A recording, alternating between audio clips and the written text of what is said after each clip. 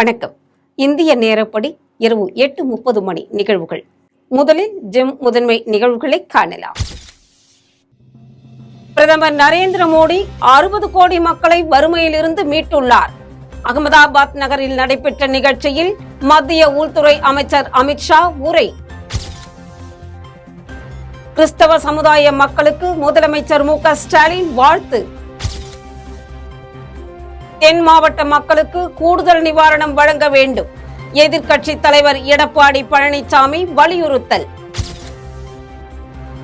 தமிழகத்தில் ஏற்பட்ட வெள்ள பாதிப்பு குறித்து தமிழக அரசுடன் பிரதமர் அலுவலகம் ஆலோசனை. இனி விரிவான நிகழ்வுகளை காணலாம். ஸ்ரீபெரும்புதூர் அரசு பெண்கள் மேல்நிலைப் பள்ளியில் பள்ளி மாணவிகளுக்கு சிறு குறு நடுத்தர தொழில் நிறுவனங்கள் துறை அமைச்சர் தாமோ அன்பரசன் இலவச மிதிவண்டிகளை வழங்கினார். காஞ்சிபுரம் மாவட்டம் ஸ்ரீபெரும்புதூர் அரசு பெண்கள் மேல்நிலைப் பள்ளியில் பயிலும் மாணவிகளுக்கு இலவச மிதிவண்டி வழங்கும் நிகழ்ச்சி காஞ்சிபுரம் மாவட்ட ஆட்சியர் கலைச்செல்வி தலைமையில் நடைபெற்றது. நிகழ்ச்சியில் சிறு குறு நடுத்தர தொழில் நிறுவனங்கள் துறை அமைச்சர் தாமோ அன்பரசன், ஸ்ரீபெரும்புதூர் சட்டமன்ற உறுப்பினர் செல்வ பெருந்தகை ஆகியோர் பங்கேற்று 500க்கும் மேற்பட்ட பள்ளி மாணவிகளுக்கு இலவச மிதிவண்டிகளை வழங்கினார். நிகழ்ச்சியில் ஸ்ரீபெரும்புதூர் ஒன்றிய செயலாளர் கோபால், ஸ்ரீபெரும்புதூர் பேரூராட்சி தலைவர் சாந்தி சதீஷ்குமார், காஞ்சிபுரம் மாவட்ட பிரதிநிதி சர்தார் பாஷா, ஸ்ரீபெரும்புதூர் பேரூராட்சி துணைத் தலைவர் இந்திராணி, சுப்பிரமணி, 1வது வார்டு கவுன்சிலர் லில்லி மாணிக்கம், 4வது வார்டு கவுன்சிலர் நிர்மலா உட்பட அரசு அதிகாரிகள், பள்ளி ஆசிரியர்கள், பொதுமக்கள் பலர் கலந்து கொண்டனர். 1000 கோடியில் என்ன செலவு செய்தார்கள் என்பது தொடர்பாக வெள்ளை அறிக்கை கொடுக்க வேண்டும் என்று முன்னாள் அமைச்சர் ஜெயக்குமார் தெரிவித்துள்ளார். சென்னை மெரினாவில் மறைந்த முன்னாள் முதலமைச்சர் எம்ஜிஆரின் 36வது நினைவு நாளை ஒட்டி எம்ஜிஆரின் நினைவிடத்தில் அதிமுக பொதுச் செயலாளர் எடப்பாடி பழனிசாமி மலர் வளையம் வைத்து மரியாதை செலுத்தினார். நிகழ்ச்சியில் அதிமுக அவைத்தலைவர் தமிழ்மகன் உசேன், முன்னாள் அமைச்சர்கள் செங்கோட்டையன், திண்டுக்கல் ஸ்ரீனிவாசன், தங்கமணி, வேலுமணி, ஆர்.பி. உதயகுமார், விஜயபாஸ்கர், கோகுலேந்திரா உட்பட பலர் கலந்து கொண்டனர். இதனை அடுத்து பேசிய முன்னாள் அமைச்சர் ஜெயக்குமார், 1000 கோடியில் என்ன செலவு செய்தார்கள் என்பது தொடர்பாக வெள்ளை அறிக்கை கொடுக்க வேண்டும் என்று தெரிவித்தார். 2007 இருந்து 2013ஆம் ஆண்டு காலகட்டத்தில் 2013ஆம் ஆண்டு காலகட்டத்து வரையில் மத்தியில் நம்ம தானே அமைச்சராக இருந்தோம். நான் உங்கள் தாத்தாவுடைய ஆதரவோடு தானே அன்னைக்கு சென்ட்ரலில் மினிஸ்டர் அன்னைக்கு இருந்துட்டு இருந்தாங்க. ஏன் தமிழ்நாட்டுக்கு சேர வேண்டிய 13,000 கோடி ரூபாய் நீங்கள் வாங்கி தரல? அந்த 13,000 கோடி வாங்கி கொடுத்துருந்தா தாத்தா இப்போ கஷ்டமே இருந்திருக்கா தாத்தான்னு சொல்லி அவருடைய நினைவிடத்தில் போயிட்டு உதயநிதி போய் கேட்கலாமே. இப்போ இருக்க அவங்க அப்பா கூட கேட்கலாமே, ஏப்பா இந்த மாதிரி தாத்தா கிட்ட நீங்கள் சொல்லி அன்றைக்கி வாங்கி தரல, அதில் தாத்தாவும் தப்பு பண்ணிட்டீங்க, அப்பாவும் தப்பு பண்ணிட்டீங்க, இன்றைக்கி நான் மாட்டின்னு முடிக்கிறேன்னு சொல்லிட்டு இன்றைக்கி இந்த பக்குவம் இல்லாத அரசியல்வாதி இன்றைக்கி மாட்டின்னு முடிக்கிறார். கிறிஸ்துமஸ் விழாவை முன்னிட்டு ஜெம் தொலைக்காட்சியின் தலைமை அலுவலகத்தில் ஊழியர்கள் கேக் வெட்டி கொண்டாடி மகிழ்ந்தனர். உலகம் முழுவதும் நாளை கிறிஸ்துமஸ் விழா கோலாகலமாக நடைபெற உள்ளது. இந்நிலையில் சென்னை ஆதம்பாக்கத்தில் உள்ள ஜெம் தொலைக்காட்சியின் தலைமை அலுவலகத்தில் கிறிஸ்துமஸ் விழா சிறப்பாக கொண்டாடப்பட்டது. ஊழியர்கள் அனைவரும் கேக் வெட்டி ஒருவருக்கு ஒருவர் பரிமாறி கிறிஸ்துமஸ் விழாவை உற்சாகமாக கொண்டாடி மகிழ்ந்தனர். உலக மக்கள் அனைவருக்கும் ஜெம் தொலைக்காட்சியின் சார்பாக இனிய கிறிஸ்துமஸ் திருநாள் நல்வாழ்த்துக்கள். வெறுப்பையே விதையாக விதைத்துக் கொண்டிருக்கக்கூடிய சக்திகள் ஆண்டு கொண்டிருக்கிறார்கள் என்று விசிக தலைவர் தொல் திருமாவளவன் குற்றம் சாட்டியுள்ளார். சென்னை அசோக் நகரில் உள்ள விடுதலை சிறுத்தைகள் கட்சியின் தலைமை அலுவலகத்தில் கிறிஸ்தவ நல்லிணக்க பேரவை சார்பில் கிறிஸ்துமஸ் விழா நடைபெற்றது. விழாவில் விடுதலை சிறுத்தைகள் கட்சியின் தலைவர் தொல் திருமாவளவன் கலந்து கொண்டு பேசும்பொழுது, வெறுப்பையே விதையாக விதைத்துக் கொண்டிருக்கக்கூடிய சக்திகள் ஆண்டு கொண்டிருக்கிறார்கள். ஆட்சி அதிகார பீடத்தில் ஆதிக்கம் செலுத்துகிறார்கள். தேசத்தின் ஆட்சி அதிகார பீடத்திலிருந்து அப்புறப்படுத்துவதுதான் முதன்மையான தேவை என்று தெரிவித்தார். இதில் கிறிஸ்தவ பேராயர்கள் உட்பட பலர் கலந்து கொண்டனர். அதிகாரத்தில் இருப்பவர்களின் கடமை, அதைத்தான் அவர்கள் செய்கிறார்கள். இன்னொரு புறம் தமிழ்நாடு அரசுக்கு, மாநில அரசுக்கு நெருக்கடி தர வேண்டும் என்கிற அடிப்படையிலும் அந்த கண்ணோட்டத்தில் இந்த வேலைகளை எல்லாம் அவர்கள் செய்வதாகவும் உணர வேண்டியிருக்கிறது, புரிந்து கொள்ள வேண்டியிருக்கிறது. இந்த போக்கு அரசியல் அறம் சார்ந்ததில்லை. இதை வன்மையாக விடுதலை சிறுத்தைகள் கட்சி கண்டிக்கிறது. இது போட்டி அரசு நடத்துவது போல் ஆளுநர் செயல்பட்டு கொண்டிருக்கிறார். மக்களால் தேர்ந்தெடுக்கப்பட்ட அரசை அலட்சியப்படுத்துகிறார், அவமதிக்கிறார். ஆகவேதான் ஆளுநர் தேவையில்லை, அவரை திரும்ப பெற வேண்டும் என்று நாம் தொடர்ந்து வலியுறுத்தி வருகிறோம். அவருடைய போக்குகள் அரசமைப்பு சட்டத்திற்கே எதிரானது என்பதை மீண்டும் சுட்டிக்காட்ட விரும்புகிறோம். அவர் தன்னுடைய அணுகுமுறையை மாற்றிக்கொள்ள வேண்டும். டெல்லியில் நடைபெற்ற உலக யோகா போட்டியில் வெற்றி பெற்று கோவை திரும்பிய சிறுமி சமந்தாவை பாஜக மாநில தலைவர் அண்ணாமலை விமான நிலையத்தில் சந்தித்து வாழ்த்து தெரிவித்தார். கோவை மாவட்டம் பொள்ளாச்சி ஆனைமலை பகுதியைச் சேர்ந்தவர் சிறுமி சமந்தா காமாட்சி. இவர் அதே பகுதியில் உள்ள தனியார் பள்ளியில் 3ஆம் வகுப்பு பயின்று வருகிறார். சிறுவயது முதலே யோகாவில் பல்வேறு சாதனைகளை செய்துள்ளார். இந்நிலையில் டெல்லி காசியாபாத் நகரில் அண்மையில் OFSF வேர்ல்டு கப் யோகா எனும் யோகா போட்டிகள் நடைபெற்றன.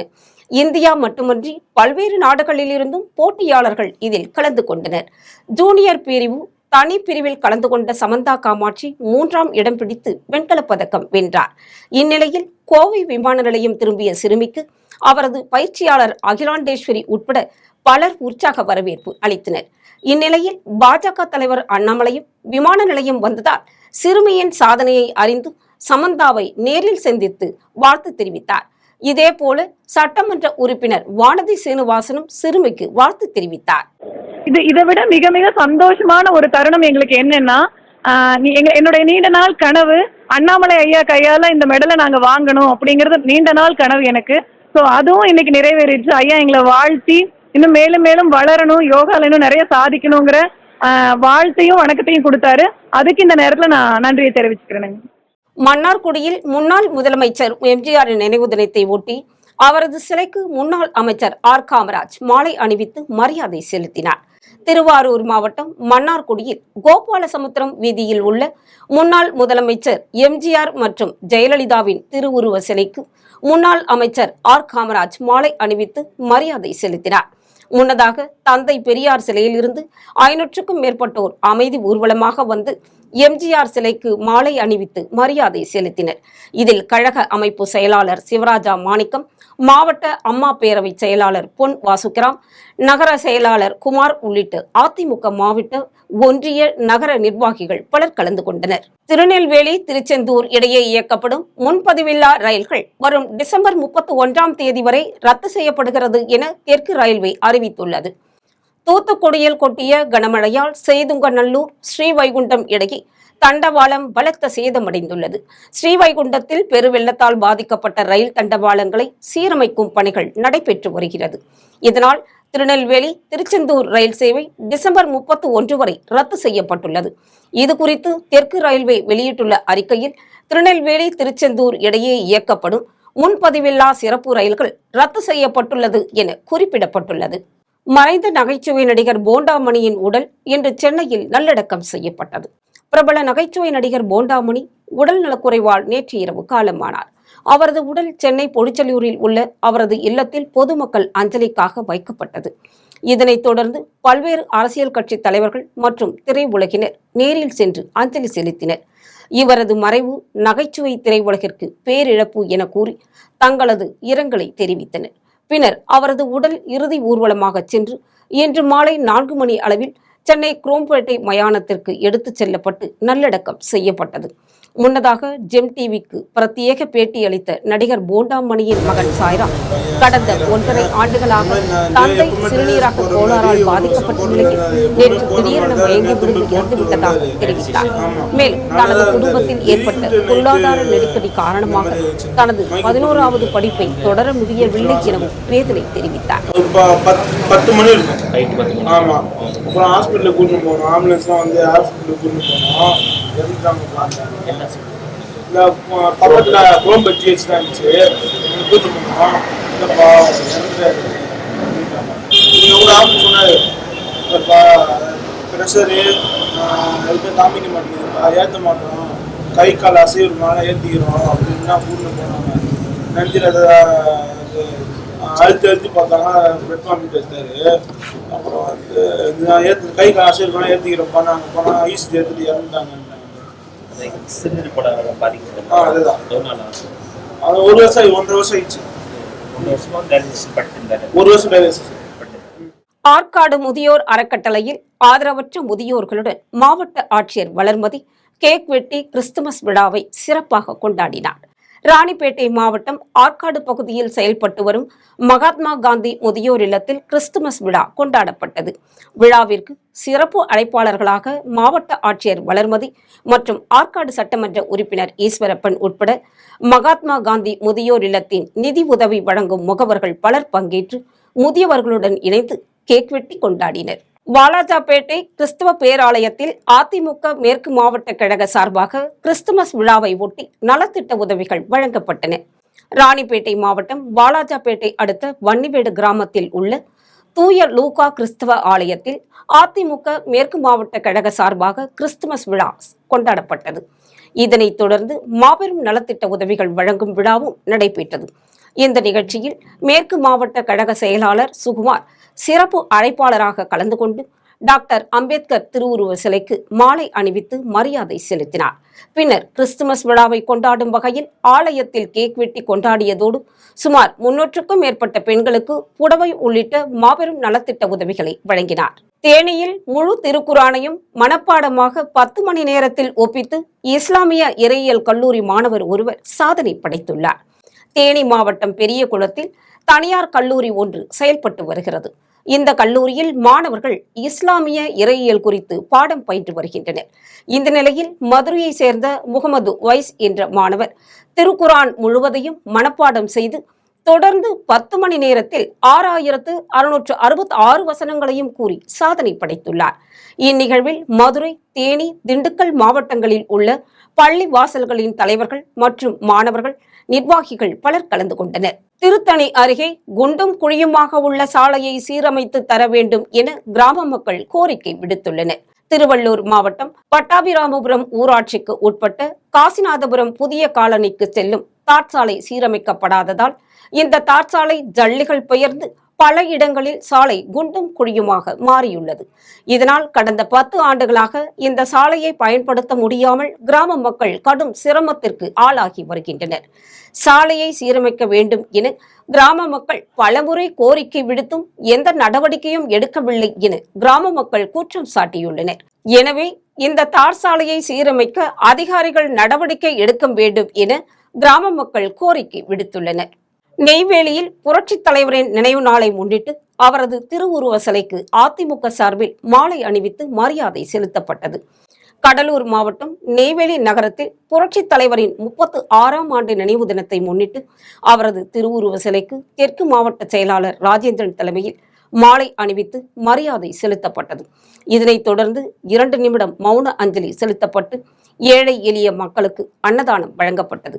இதில் முன்னாள் சட்டமன்ற உறுப்பினர் சிவசுப்பிரமணியன், நகர செயலாளர் கோவிந்தராஜ், நகர தலைவர் வெற்றிவேல் உள்ளிட்ட பலர் கலந்து கொண்டனர். குடியாத்தத்தில் தேசிய விவசாயிகள் தினம் கொண்டாடப்பட்டது. வேலூர் மாவட்டம் குடியாத்தம் ஊராட்சி ஒன்றியம் சிங்கல்பாடி, அனங்காநல்லூர், கூடநகரம் மற்றும் மேல் ஆலத்தூர் ஊராட்சிகளுக்கு உட்பட்ட விவசாய விளைநிலங்கள் சிறு குறு விவசாயிகள் பயன்பெறும் வகையில் கூடநகரம் ஏரி உள்ளது. கடுமையான பனிமூட்டத்திலும் சிங்கல்பாடி ஊராட்சி 100 நாள் வேலை திட்ட பணியாளர்கள் கூடநகரம் ஏரியின் நீர்வரத்து பகுதியில் சீர்திருத்தம் செய்து தூர்வாரும் வேலையை செய்து வருகின்றனர். பணியாளர்களை உழவர் பெருந்தலைவர் விவசாயிகள் சங்கத்தின் செயலாளர் பழனிவேலன் தலைமையிலான சங்கத்தினர் நேரில் சந்தித்து பணிகளை பாராட்டும் வகையில் சால்வை அணிவித்து இனிப்புகளை வழங்கினர். பின்னர் முன்னாள் இந்திய பிரதமர் சௌதாரி சரண் சிங்கின் பிறந்த நாளை தேசிய விவசாயிகள் தினமாக கொண்டாடி வாழ்த்துக்களை தெரிவித்தனர். மேல்மருவத்தூர் சுயம்பு ஆதிபராசக்தி ஆன்மீக இயக்கத்தின் சார்பில் பெண்களின் கஞ்சி ஊர்வலம் நடைபெற்றது. வேலூர் மாவட்டம் குடியாத்தம் மேல்மருவத்தூர் சுயம்பு ஆதிபராசக்தி ஆன்மீக இயக்கத்தின் சார்பில் பெண்களின் கஞ்சி மற்றும் பால்குட ஊர்வலம் நடைபெற்றது. முன்னதாக படவேட்டு எல்லையம்மன் கோவிலில் அம்மனுக்கு சிறப்பு பூஜைகள் செய்யப்பட்டு பெண்கள் விரதமிருந்து செவ்வாடை அணிந்து தலையில் கஞ்சி மற்றும் பால்குடங்களை ஏந்தியவாறு நகரின் முக்கிய சாலைகள் வழியாக ஊர்வலமாக வந்தனர். இதனைத் தொடர்ந்து ஆதிபராசக்தி வழிபாடு மன்றத்தின் சார்பில் சிறப்பு பூஜைகள் நடைபெற்றன. இதில் 500க்கும் மேற்பட்ட பக்தர்கள் பங்கேற்று சுவாமி தரிசனம் செய்தனர். பின்னர் அனைவருக்கும் அன்னதானம் வழங்கப்பட்டது. கொருக்குப்பேட்டையில் 30 லட்சம் ரூபாய் மதிப்பிலான பல்நோக்கு கட்டிடப் பணியை வடசென்னை நாடாளுமன்ற உறுப்பினர் கலாநிதி வீராசாமி அடிக்கல் நாட்டி துவக்கி வைத்தார். சென்னை கொருக்குப்பேட்டை சீனிவாசபுரம் பகுதியில் வடசென்னை நாடாளுமன்ற தொகுதி உறுப்பினர் மேம்பாட்டு நிதியிலிருந்து 30 லட்சம் ரூபாய் மதிப்பீட்டில் பல்நோக்கு கட்டிடப் பணியை வடசென்னை நாடாளுமன்ற உறுப்பினர் கலாநிதி வீராசாமி அடிக்கல் நாட்டி துவக்கி வைத்தார். இந்த நிகழ்ச்சியில் சென்னை வடக்கு மாவட்ட செயலாளர் இளைய அருணா, ராயபுரம் சட்டமன்ற உறுப்பினர் ஐஜி மூர்த்தி, பகுதி செயலாளர் சுரேஷ் உட்பட கழக நிர்வாகிகள் பலர் கலந்து கொண்டனர். காரைக்கால் பகுதியில் உள்ள எல்லையம்மன் ஆலயத்தில் மார்கழி மாத பௌர்ணமி பால்குட ஊர்வலம் நடைபெற்றது. காரைக்கால் அடுத்த கிளிஞ்சல்மேடு மீனவ கிராமத்தில் உள்ள பழமை வாய்ந்த எல்லையம்மன் ஆலயத்தில் ஆண்டுதோறும் மார்கழி மாத பௌர்ணமி நாளன்று பால்குட ஊர்வலம் வெகு விமரிசையாக நடைபெறுவது வழக்கம். அதன்படி இந்த ஆண்டு மார்கழி மாத பௌர்ணமி பால்குட ஊர்வலத்தில் 1000க்கும் மேற்பட்ட பெண்கள் மற்றும் பக்தர்கள் பால்குடம் எடுத்து கிளிஞ்சல்மேடு மீனவ கிராமத்தின் முக்கிய வீதிகளில் ஊர்வலமாக வந்தனர். பின்னர் எல்லையம்மனுக்கு பாலாபிஷேகம் நடைபெற்றது. இதில் மீனவ கிராம பஞ்சாயத்தார் உள்ளிட்ட ஏராளமான பக்தர்கள் கலந்து கொண்டு அம்மனை தரிசித்தனர். குடியாத்தத்தில் தேமுதிக சார்பில் ஆலோசனை கூட்டம் நடைபெற்றது. வேலூர் மாவட்டம் குடியாத்தம் நகர தேமுதிக சார்பில் ஆலோசனை கூட்டம் தேமுதிக அலுவலகத்தில் நடைபெற்றது. இதில் நகர செயலாளர் செல்வகுமார் கலந்து கொண்டு தேமுதிக பொதுச் செயலாளராக நியமிக்கப்பட்ட பிரேமலதா விஜயகாந்துக்கு நகர தேமுதிக சார்பில் நன்றி தெரிவித்தார். இதனைத் தொடர்ந்து பொதுச் செயலாளராக நியமிக்கப்பட்ட பிரேமலதா விஜயகாந்துக்கு பாராட்டு பொதுக்கூட்டம் நடத்துவது உள்ளிட்ட கட்சி வளர்ச்சி பணிகள் குறித்து ஆலோசனையும் மேற்கொண்டார். பின்னர் கட்சி நிர்வாகிகளுக்கு தினசரி கேலண்டர்கள் வழங்கப்பட்டன. இதில் அவைத் தலைவர் நடேசன், பொருளாளர் குமரன், நகர துணைச் செயலாளர்கள் ஹேமநாதன், விமல் உள்ளிட்ட தேமுதிகவினர் பலர் கலந்து கொண்டனர். இந்தியா கூட்டணியின் 142 நாடாளுமன்ற உறுப்பினர்களை இடைநீக்கம் செய்த மத்திய பாஜக அரசை கண்டித்து தாமரைப்பாக்கத்தில் காங்கிரஸ் கட்சியினர் கண்டன ஆர்ப்பாட்டத்தில் ஈடுபட்டனர். கடந்த 13ஆம் தேதி நாடாளுமன்றத்தில் மர்ம நபர்களால் நடத்தப்பட்ட புகை குண்டு தாக்குதலை கண்டித்தும் 142 நாடாளுமன்ற உறுப்பினர்களை இடைநீக்கம் செய்த மத்திய பாஜக அரசை கண்டித்தும் தாமரைப்பாக்கம் கூட்டுச்சாலையில் திருவள்ளூர் தெற்கு மாவட்ட காங்கிரஸ் கட்சி சார்பில் தெற்கு மாவட்ட தலைவர் தாஸ் தலைமையில் கண்டன ஆர்ப்பாட்டம் நடைபெற்றது. அப்போது நாடாளுமன்றத்தில் பாதுகாப்பற்ற சூழல் நிலவி வருவதாக கூறி காங்கிரஸ் கட்சியினர் கண்டன கோஷங்களை எழுப்பினர். இதில் எல்லாபுரம் தெற்கு வட்டார தலைவர் சிவசங்கரன், கங்கைகுமார், ஒன்றிய கவுன்சிலர் திருமலை, சிவசங்கரன் உட்பட நிர்வாகிகள் பலர் கலந்து கொண்டனர். மழை வெள்ளத்தால் பாதிக்கப்பட்ட தூத்துக்குடி, நெல்லை மாவட்ட மக்களுக்கு கன்னிவாடி பேரூராட்சி தலைவர் தனலட்சுமி சண்முகம் மற்றும் பேரூராட்சி துணைத் தலைவர் கீதா முருகானந்தம் ஆகியோர் நிவாரணப் பொருட்களை அனுப்பி வைத்தனர். கன்னிவாடியில் வசிக்கும் மக்கள் தூத்துக்குடியில் மழை வெள்ளத்தால் பாதிக்கப்பட்ட மக்களுக்கு நிவாரணப் பொருட்களை அனுப்பி வைக்க வேண்டும் என கோரிக்கை விடுத்தனர். மக்களின் கோரிக்கையை ஏற்று தூத்துக்குடி மற்றும் நெல்லை மாவட்டத்திற்கு நிவாரணப் பொருட்கள் வழங்கும் நிகழ்ச்சி நடைபெற்றது.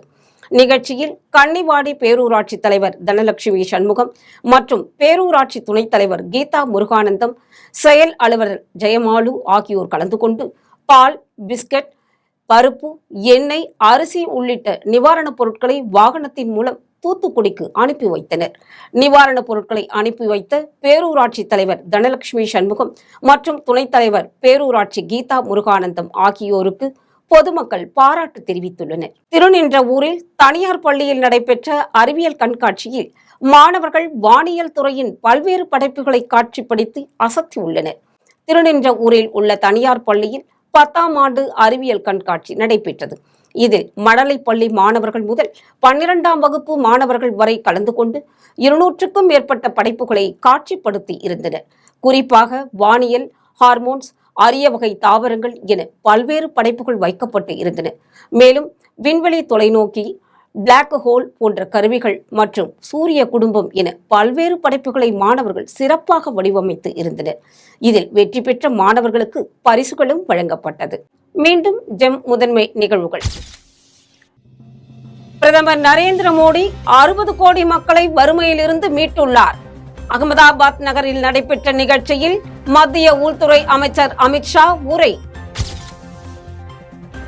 கிறிஸ்தவ சமுதாய மக்களுக்கு முதலமைச்சர் மு.க. ஸ்டாலின் வாழ்த்து. தென் மாவட்ட மக்களுக்கு கூடுதல் நிவாரணம் வழங்க வேண்டும். எதிர்க்கட்சி தலைவர் எடப்பாடி பழனிசாமி வலியுறுத்தல். தமிழகத்தில் ஏற்பட்ட வெள்ள பாதிப்பு குறித்து தமிழக அரசுடன் பிரதமர் அலுவலகம் ஆலோசனை. இத்துடன் ஜெம் நிகழ்வுகள் நிறைவடைகின்றன. மீண்டும் நிகழ்வுகளை காண தொடர்ந்து இணைந்திருங்கள் ஜெம் தொலைக்காட்சியுடன். நன்றி, வணக்கம்.